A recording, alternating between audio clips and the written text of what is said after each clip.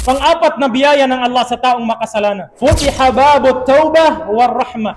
Binubuksan ng Allah subhanahu wa ta'ala ang pintuan ng pagtatawba at awa ng Allah subhanahu wa ta'ala. Kapag ikaw ay makasalanan, tapos naisipan mo na magbalik loob sa Allah, walang makakapigil sa Allah na ikaw ay kanyang patawarin. Kaya wag mong isipin na masyado kang makasalanan, hindi ko deserving pumunta sa moske. Parang nakakadiri yung katawan ko, yung sarili ko, yung kaluluwa ko na lumapit dyan sa mga mananampalatayang Muslim. Huwag mong isipin yan.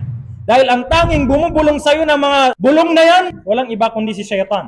Para tuluyan ka nang mawala sa landas ng Allah, tuluyan ka nang mailayo sa mga kapatiran mong sumasamba, mananampalataya. Kaya kapag nakagawa ka ng kasalanan, kahit gaano kalaking kasalanan, nakapagzina ka, nakapatay ka, kung ano man dyan na kasalanan, huwag mong gawin na lumayo sa mga kapatiran mo. Bagkus magtauba ka sapagkat binubuksan sa'yo ng Allah. Katulad ng kwento ng lalaki na marahil karamihan sa atin, alam itong kwento na ito na nakapatay ng 99 na lalaki. Pero dahil sa kagustuhan niya magbalik loob sa Allah, nagtauba siya. Ang nangyari, pinatawad siya ng Allah. Bakit? Dahil nasa puso niya ang paghingi ng kapatawaran. Ikhlas siya na siya ay papatawarin ng Allah subhanahu wa ta'ala. Muhammad Ghana Islamic Contents.